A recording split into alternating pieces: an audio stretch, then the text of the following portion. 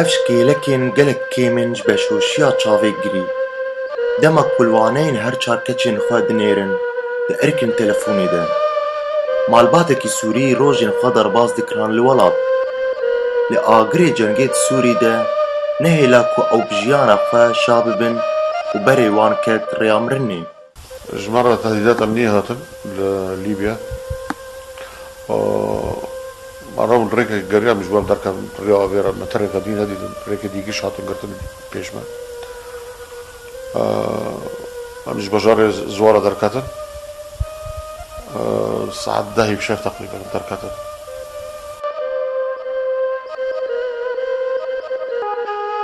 Di vê pelemê de Diktor Wehîd bi tena xwe, bê malbat û zarokên xwe. ده ساعات دي ماشية كانت المياه الدولية دور ده 12 ساعات جميع اتجاه أبو قلبي جميع قلبي ما بيت الحركة أو بيت أجيكي دور مهم كاس يعني الموج بلند بول ما هبدونا ندي بلند بول دوات كان بلند بول دوات كان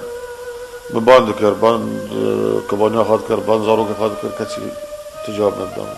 Diktor Wehîd wek sedan ji penaberan hate pêşwazkirin lê Maltayê û hevjîna wê bi Îtalya bicih bû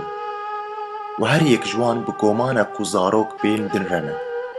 Lê xezeba peylan û kûriya deriyan kezeba dê û bav şewitand. ده ساعات ضرب مزبوط على الدوامة حياة أصدق قسلم مش هزار قسلم وجوجش مرن يعني نظام خاش المدينة نظام هزار كده بصير جميع مالتي مش مرة قلت لي جنطة خاشة وما درخص جنطة أكيد جوي أنا بيه ونها وجو معنا خمريان خورتك مرة والزوار بريم دركفن بتغرفة ده مرة ده رجع تقريبا أخذ المقدور أمان بريم دركفن جو مكشكاتا شريهان صورة بيه من أخاشة من زورقة إنقاذ جديد زورقة إنقاذ الأوفيدا جو أوجي أنا بيه كان أصعب شيء لحد الآن لحد الآن بتخيم في أي مكان حتى هون بالبيت بمخيلتي كل شيء حتى شو صار معنا شو كان يصرخوا ما كان بإيدي شيء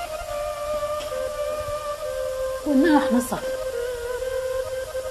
حكى لنا هنصل والله حنصل يا ماما بس آخر لحظة لما قلبت فينا السفينة بس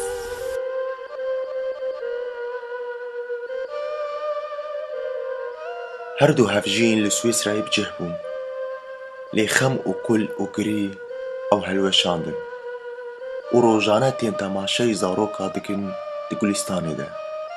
Bi hêviya ku rojekî zarokên xwe jî bibînin ku di Gulistanê de dileyzin. Sîpan Derkî ji bo Orient News, Swîsra.